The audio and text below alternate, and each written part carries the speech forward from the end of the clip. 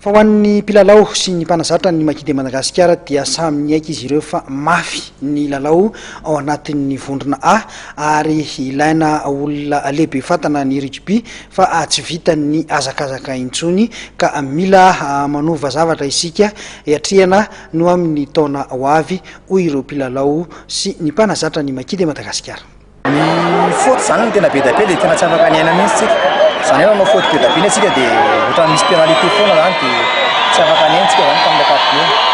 Misy attaque zao ataoko hoe roa ngamba farafahakeliny taty amin'ny minitra farafarany izay tokony anazoantsika moramora tsy nampitaitena fa somary ohatrany namontsika ihany amin'ilay migropaka. Mafy koa ilay pressing satria hain'ny malagasy no maty iny satria raha resy eo atsika dia tsy misy tsony zany ny 20 amin'ny herintaona. Dia natao tanatana le bankila tsy maintsy mandresy maty mba hikozany eto Madagasikara zany. Dia mety izay koa mahatonga an'ilay bankila teny ambony tany amantsatana dia lasa maika loatra dia lasa misy fotoana latsaka. Bilanao tao anatin'le match anankiroa? Amin'ny ankapobeny aloha tamin'ilay match anankiroa zany le abeny tena anina nefa tamin'ny voalohany zany tsika somary nisy traky any zany tamin'ny namiby ngamba ny tena marina satria ohatra ilay tonga dia nieritreritra azy hoe avo be dia nanao effort be dia tapitra taloha. Azonao atao tsara ve nefa nandresy namiby? Amin'ny herintaona io izahantsika tsy maintsy resaka ngamba.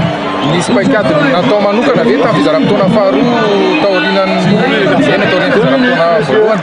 Ny paikady tao anatin'ny fizarana faharoa zany dia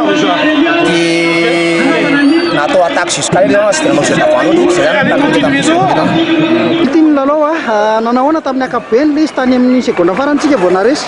Amina tena mafy aloha le lalao satria izy nanatombo be teo amin'ny vatana fa problème kely teo amintsika disony lalao avant be loatsika tamin'ny voaloha fa farany zany tsika vao nanaparitaka toakary tanana ty tsipitsipy zany nalesentsika anazy fa mafy izy ao anaty avant groupe aretsaretsa mihitsy zany tena mafy. Zao tsika vao reto promotionnaire reto vao natavajanona hoe groupe A CS zany fa tsy zay tonga tao amin'ny groupe A nilatsaka daholo fa zay natavajanona ny groupe A. Inona ny tena ny androany zany nandresitsika fa raha mifahitanao tamin'ny lalao tamin'ny namiby inona ny tena hoe tsy nety amintsika?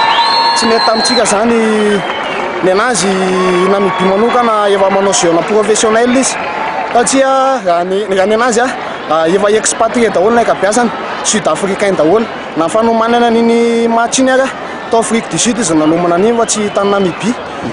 Zay zany efa jeu professionnel ny azy ny mihoatra foana zany trocard sy troisième ligne teniny azy janana trocard dia faut créer surnombre foana tsika zay ny tena tanerinao mifandresena farany nanahoana ny iainana an'izay segonda farany zay? Ny iainana an'ilay segonda farany iny zany efa hoe match capitale ty androany ty ao anatin'ny roa taona tsika na telo taona tsy ho tafiatsoanao mondial tsony aritranao eny éliminatoire ny groupe A intsony raha ohatra sanatsy resy teo dia efa tena hoe maximum zany ny iainana an'iny segonda farany iny tsy maintsy natao zay taty amin'ny tena rehetrarehetra.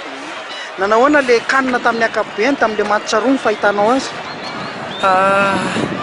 Misy fahasamihafana kely tsika ohatra ny somary mbola ambanimbany zany mitahan'ny namiby efa hita hoe mondialiste izy dia efa ambony be le match.